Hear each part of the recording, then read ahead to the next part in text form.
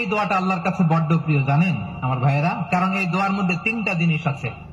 আমি যেরকম আঙ্গুল উঁচু করেছি এরকম করেন তো। 3টা। কয়টা?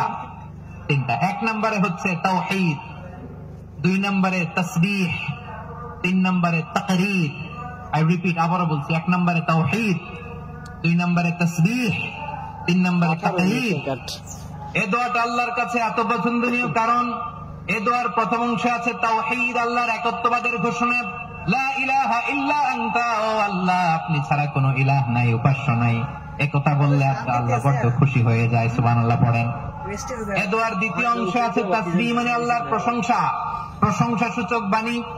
সুবহানাক সুবহানাক সুবহানাক, ও আল্লাহ আমি আপনার পবিত্রতা ঘোষণা করছি। সুবহানাক, একথা শুনলেও আল্লাহ খুশি হয়ে যায়। সুবহানাল্লাহ পড়েন।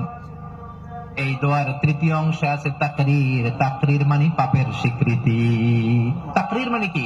স্বীকৃতি।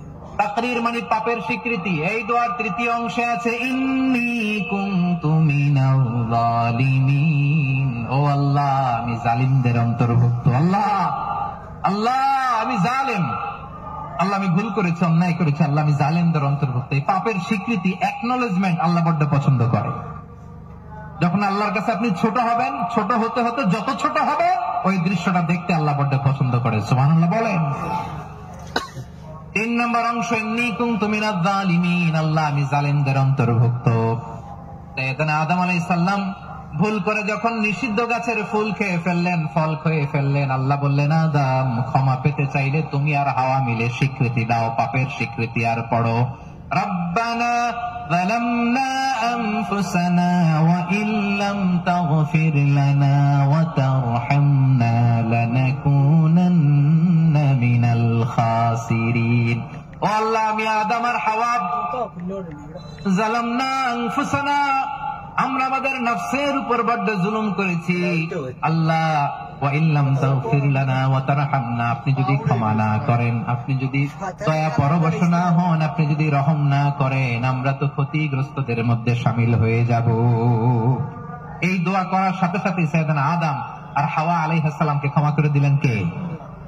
তাহলে এই দোয়ার 3 নম্বর অংশ তাকরীর, এটা আল্লাহ বড্ড পছন্দ করে। আমার কলিজার টুকরা ভাইয়েরা, গুনাহ করে শিকার যেতে হবে, এটা আল্লাহ ভালোবাসেন।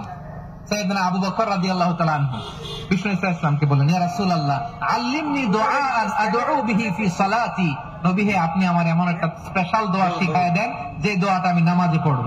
নবী বললেন, তাহলে তুমি পড়ো আল্লাহুম্মা ইন্নী যালামতু নাফসি যুলমান কাসীরান ওয়া লা ইয়াগফিরুয যুনুবা ইল্লা আনতা ফাগফিরলি মাগফিরাতাম মিন ইনদিকা ওয়ারহামনি ইন্নাকা আনতাল গফুরুর রহিম। সুবহানাল্লাহ।